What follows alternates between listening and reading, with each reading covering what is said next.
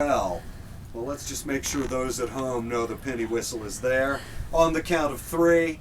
1, 2, 3. Well, that was just as well. I couldn't play it anyway, so we're better off. I'm impressed. Now, I think I know where it is. let's do something. Where? In your sleeve. Really? There's nothing in Feel your sleeve. free. Oh, there's sleeve probably. No, There's nothing, nothing Feel in free. his. Feel Pat him. down. Here. These are extremely tight. I Yep, couldn't there's sleeve nothing in there. something if I wanted to.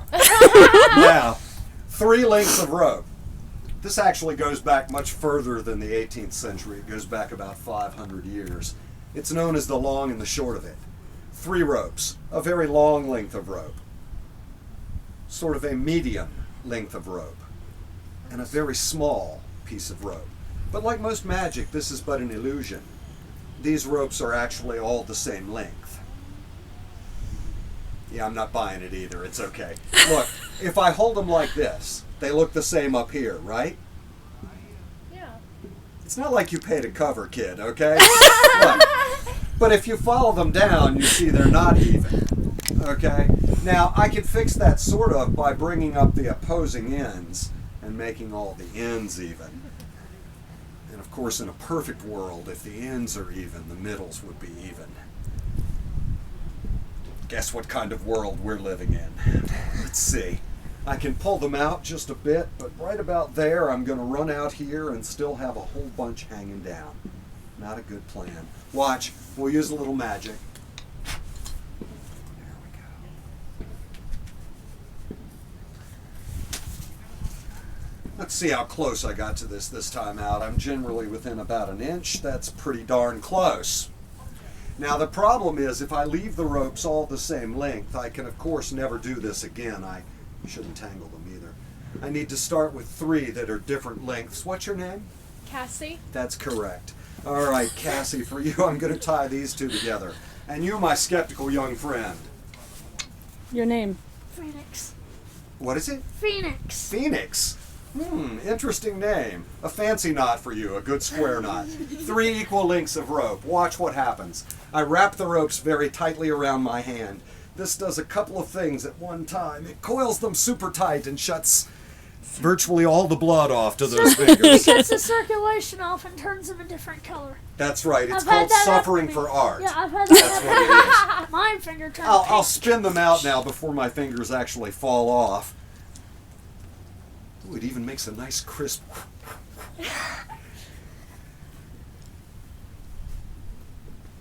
Wait a second. When I tied these, I had 3 that were all the same, right? Yeah, that's what I thought. But apparently, while they were bound up, they have become unequal once again, the long and the short of it, like that. Now, since you're videoing this, I'll make my last one something special just for you. I want to tell you guys a story about magic. Real magic. True magic. You see, real magic exists, but nothing to do with seeing. You can't look at a sunset or the wind in the trees and not realize there's magic in the world. But real magic comes from deep inside you. It comes from your imagination. Now, when you're really little, you get it. Every day is magic. Something new to learn, new to see, new to smell, new to touch. Did you ever play with dolls when you were a young girl? So you know the drill. They're not just plastic with lifelike hair. They Exactly. would come to life when you played with them and talk to Exactly. you and you talk to them. Did you ever play with action figures? Yes, I do that. Well, so you know the drill. They're not just little plastic or Lego guys. Those guys fight battles, win wars, live and die. All right, but here's the deal, and it's not my rule, obviously. You grow up, and your toys end up in boxes, or in a drawer, or grandma's attic. I don't know, wherever toys end up when you quit playing with them. My room. Well, about 200 years ago, some child played with this straw doll. But it wasn't just a straw doll. To that child, it was a knight in shining armor, or a king, or a queen, or maybe a ballerina dancing upon a stage.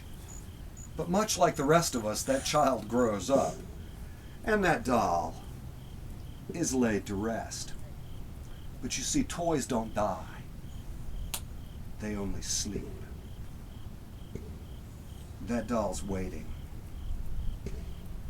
It's waiting for a child to come and bring it back to life and have it dance and sing and live again just like it did 200 years ago. That's magic. I am William the Conjurer, and I thank you for your attention.